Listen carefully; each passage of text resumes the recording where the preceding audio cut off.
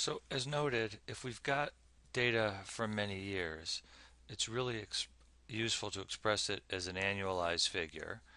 We want to take the average return per year, and one of the ways that we can do that is by finding the geometric or compound average, two words that capture the same idea.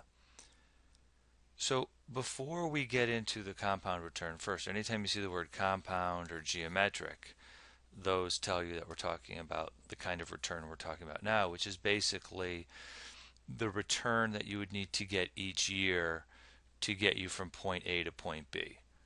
So let's talk about that. So before we get into it, we want to talk about something called the cumulative return. A way to think about it is it captures in percentage terms how much more wealth one has at the end of a time frame, relative to the beginning of the time frame.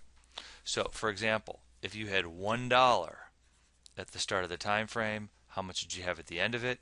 You would have 1 plus the cumulative return. So, for example, suppose over a 2-year period, the cumulative return was 25%. That means that if you started with $1, you'd have 25% more after 2 years, so you would have $1.25 after 2 years. Suppose, for example, over a 4-year period, the cumulative return was negative 20%.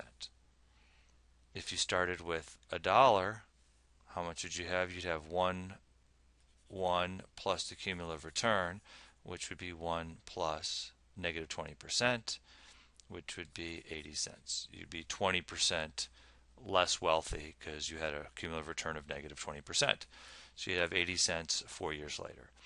And what the compound return is, it's the return, what's the return that I would need each year for 2 years to get me from $1 to $1.25?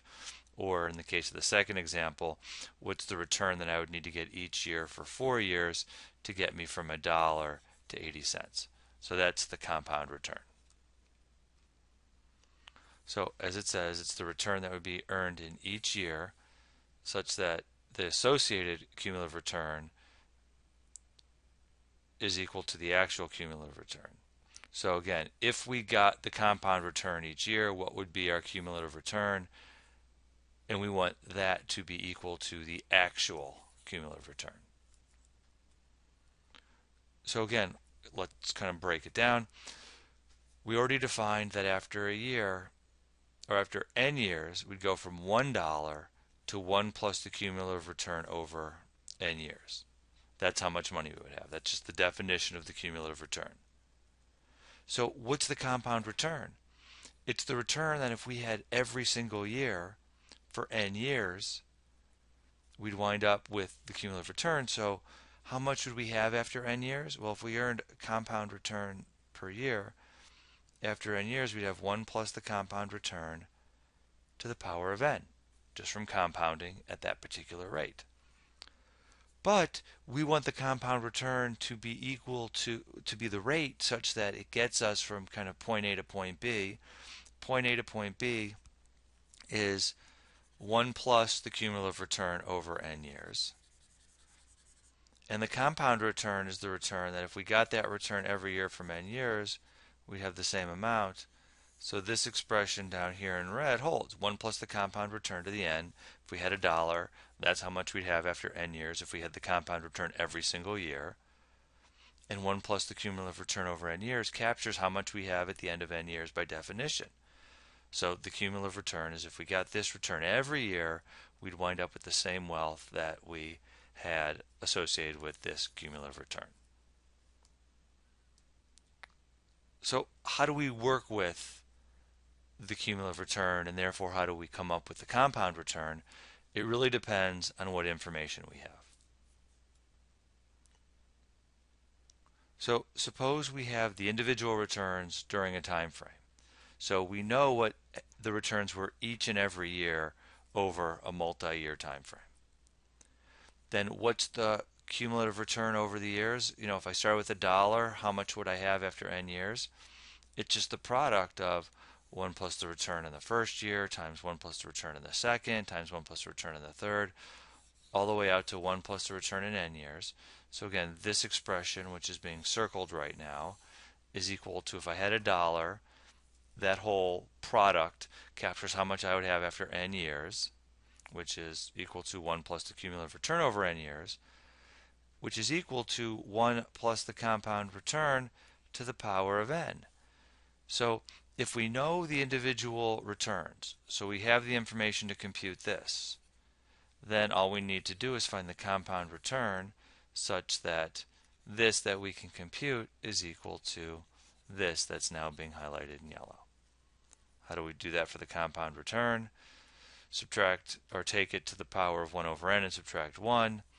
And so the compound annual return would be, you would get by finding the product, 1 plus the return in year 1 times 1 plus the return in year 2, 1 plus the return all the way out to year n, which captures how much you would have over the n year time frame. Take that to the power of 1 over n to essentially annualize it, and then pull out the 1, subtract 1, which is a way of saying, okay, let's get rid of what we started with, so all we have left is the compound return piece. And so here's the idea. I suppose, the blue investment, year 1, and it never lines up. So there's year 1, there's year 2, there's year 3, there's year 4. Those notches aren't lined up. Year 1 it was up, year 2 it had a negative return, year 3 it was flat, 0 return, year 4 it was here. So if I put in a dollar 4 years later, I would have that amount as represented by the purple point. The compound return is the return such that if I got it every single year, I would wind up going from $1 to that purple point. And what's important is it doesn't matter how you get from $1 to the purple dot. You can see the green one was down, then way up, then down a little, then way down. It is the same as the blue. It has the same compound return as the blue, because in both, if you put a dollar 4 years later, that's how much you would have.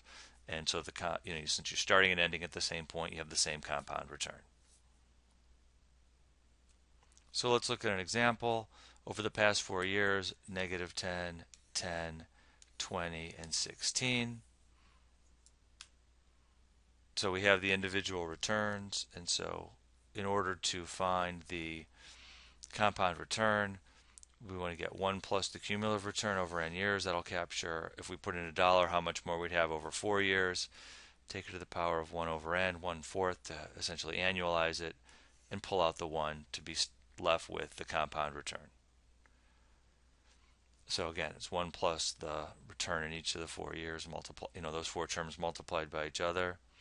So in this case, 1 plus negative 10, 0.9, 1 plus 0.1, 1.1, 1.2, and 1.16.